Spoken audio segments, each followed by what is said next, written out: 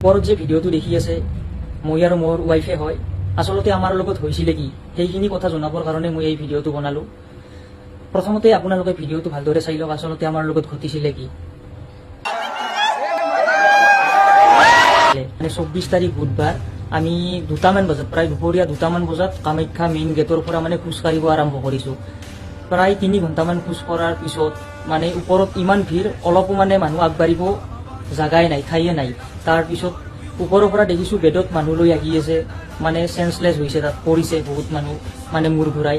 তাৰপিছত তেনেকৈ তাত ওপৰত ৰখি আছো অলপ দূৰ আগবাঢ়ি যোৱাৰ পিছত মানে ৱাইফৰো মাথাটো ঘূৰালে তেওঁ পৰি গ'ল মানে বেহুচ হৈ। তাৰপিছত মই মূৰত অলপমান পানী ঢালি দিলো।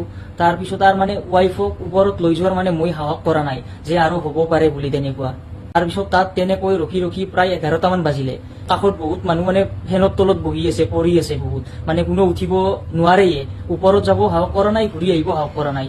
তাৰপিছত তেনেকৈ ৰখি থাকিলো তাত ৱালখনৰ ওপৰেদি মানে বহুত মানুহ অহা যোৱা কৰি আছিলে। ভাবিলো তালৈকে কিবাকৈ যাব পাৰিলে হয়তো পিছলৈ ঘূৰি আহিব পাৰিম। তাৰপিছত মানুহৰ কাষেৰে কিবাকৈ মানে ৱালত উঠিলো ষ্টেপেদি। তাৰপিছত সেইটো চাইডেদি যাব আৰম্ভ কৰিলো। অলপমান যোৱাৰ পিছতে তলৰ মানুহবিলাকে চিঞৰ বাখৰ কৰিছে আৰু লগতে পানীৰ বটল মাৰিছে। আপোনালোকে ভিডিঅ'ত দেখিছে মাত্ৰ এটা পানীৰ বটল মানে মাথাত পৰিছে।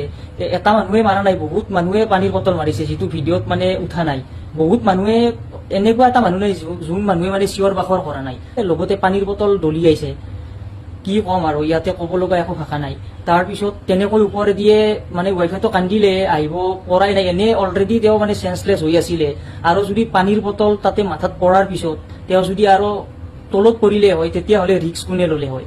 আৰু লগতে এটা কথা আপোনালোকক জনাও যে মোৰ বা ৱাইফৰ তাতে দোষ কি, যদিহে মানে আমি তলৰ পৰা ওপৰলৈকে মানুহক ঠেলা হেঁচা কৰি যদি ওপৰলৈ দৰ্শন কৰিবলৈ চেষ্টা কৰিলো হয়, মাক দৰ্শন কৰিবলৈ যদি গলো হয় তেতিয়াহ'লে আমাৰ ভুল হলে হয়। কিন্তুতো আমি কাকো একো ডিষ্টাৰ্ব নকৰাকৈ আমিতো তল পিনেহে নামি আহিছো।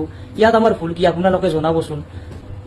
নাৰী এটাক অপমান কৰি মা কামাখ্যাক দৰ্শন কৰিব গৈছে, তাতে পুণ্য কৰিব গৈছে, কি আশ্চৰ্যজনক কথা নহয়নে।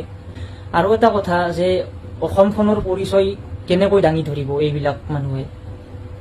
অলৰেডিতো বহুত জঘন্য কাৰ্য হৈ থাকে এইখন অসমত, কিন্তু কালি নিজৰ লগত হোৱাতে গম পালো যে একো নহোৱাকৈ কি হ'ব পাৰে মানুহ এটাৰ লগত, বিশ্বাস কৰিব নোৱাৰা কথা।